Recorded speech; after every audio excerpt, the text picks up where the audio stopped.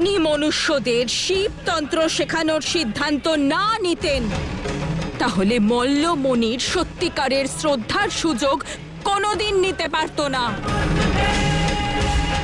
আমাকে কখনো আবদ্ধ করতে পারত না, কখনো আবদ্ধ করতে পারত না।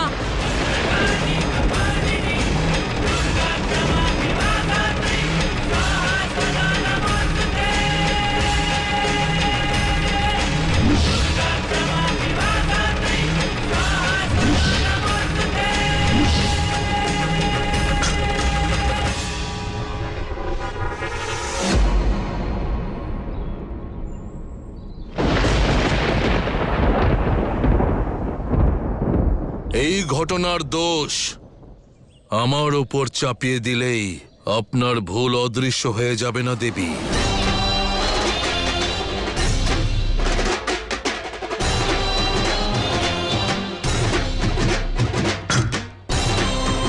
শক্তি শিবের অবশ্যই হয়েছেন, কিন্তু তিনি নিজেরই শক্তিকে কোনোদিন চিনতে পারেননি।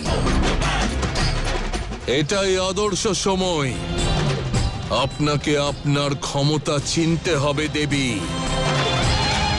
নিজের পথে ফিরে আসুন, আপনার যাত্রা সম্পূর্ণ করুন। শক্তি আর স্থিতি অনুযায়ী সিদ্ধান্ত নিন। ভক্তদের মনোবাসনা বুঝুন, তাদের মানসিকতার পরীক্ষা নিন, তারপর তাদের বর প্রদান করুন। আপনি আমাকে ভক্তদের মনোবাসনা বোঝার কথা বলছেন, যিনি ভক্তদের ভক্তিতে সর্বদা লীন হয়ে থেকেছেন, কিছু না জেনে না বুঝে ভক্তদের বরদান দিয়ে এসেছেন।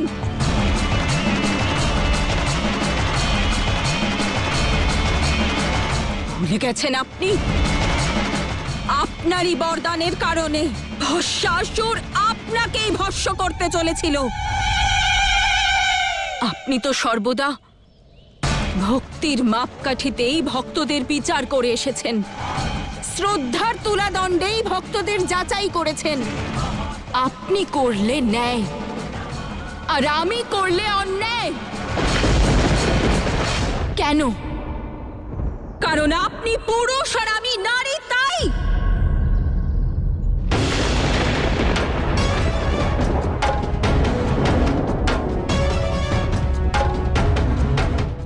এই হলো শিবের সংসার, শিবের কল্পনা, শিবের সৃষ্টি, যেখানে নারীরা তুচ্ছ আর পুরুষ প্রধান প্রধান প্রধান।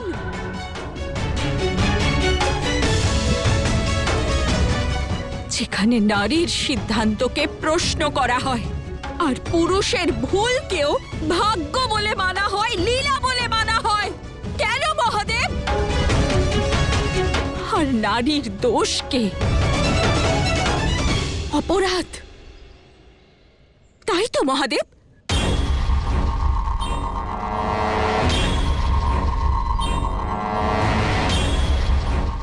আপনি ব্রহ্মাদেবের অহংকারের বিনাশ ঘটিয়েছিলেন, ওনার মস্তক ছিন্ন করে। কেন মহাদেব?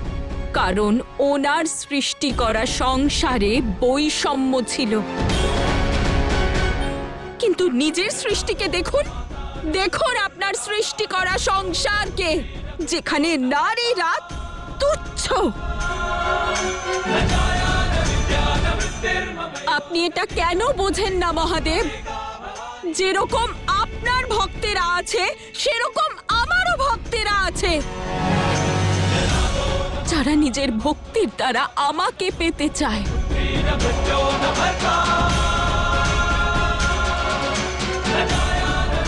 আমার সন্তানেরা আছে, যারা আমার প্রতি শ্রদ্ধা আর ভরসা রাখে, আমার উপর বিশ্বাস রাখে, আমার কাছে সহায়তা চায়। তাহলে পার্থক্য করব কি করে আমি? দেবী, শিব, এখনো আমার কথা সমাপ্ত হয়নি। যদি আমি আমার প্রশ্নের উত্তর না পাই তাহলে আমাদের সম্পর্ক আসন্ন প্রতিটি যুগে নারী এবং পুরুষকে সমানতার অধিকার কখনো দেবে না।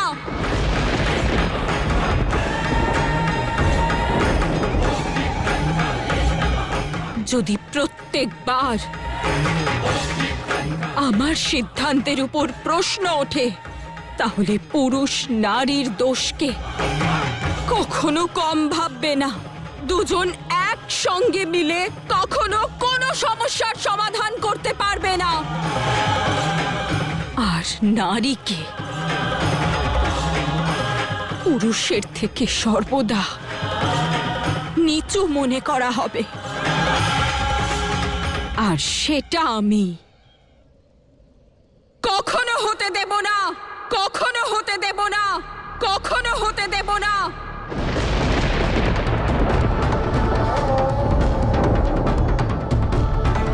কারণ আজ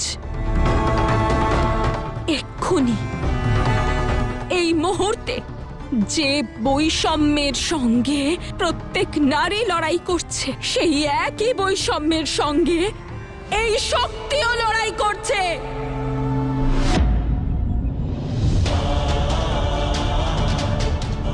যদি আমি আপনার দেখানো পথে চলি,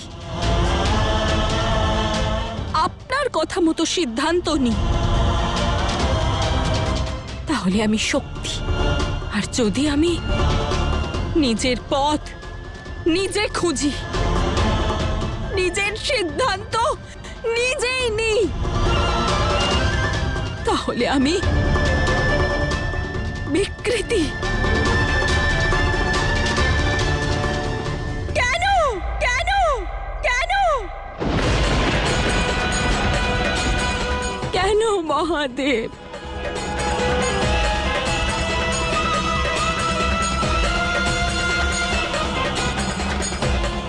আপনি বরদান করেন, তাই মহাদেব। আর আমি আমার ভক্তদের সহায়তা করলে দোষের ভাগীদার হয়ে যাই কেন?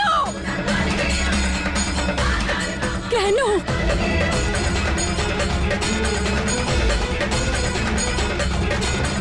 এবার থামুন দেবী, এবার থামুন। আমার পবিত্র ভাবকে এতটা অপবিত্র ভাববেন না। এই ভাব আপনার নয়, শিবতন্ত্রের শক্তির। এরা দুজন আপনার মতি ভ্রষ্ট করেছে দেবী।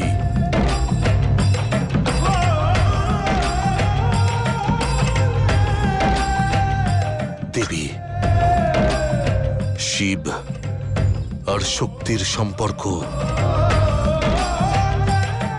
কেবল এই সংসারের জন্য নয়, উপরন্তু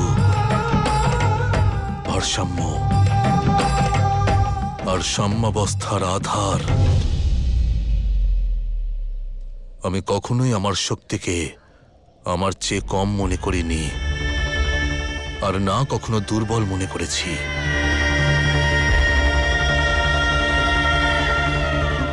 কিন্তু আজ যে কলঙ্কের অংশীদার আপনি আমাকে করেছেন, যেভাবে এই ঘটনার আপনি দিক নির্দেশ করছেন, আপনার এই ভুলের অনুভূতি একদিন স্বয়ং আপনার হবে।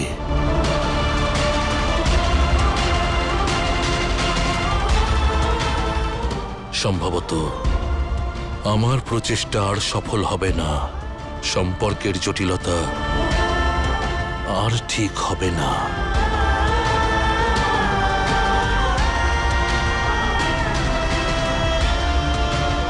কিন্তু একটা বিষয়ে আক্ষেপ চিরকাল থেকে যাবে, যে অসংলগ্ন শক্তিকে সজ্জিত করতে একটু দেরি করে ফেলেছি আমি আশা করি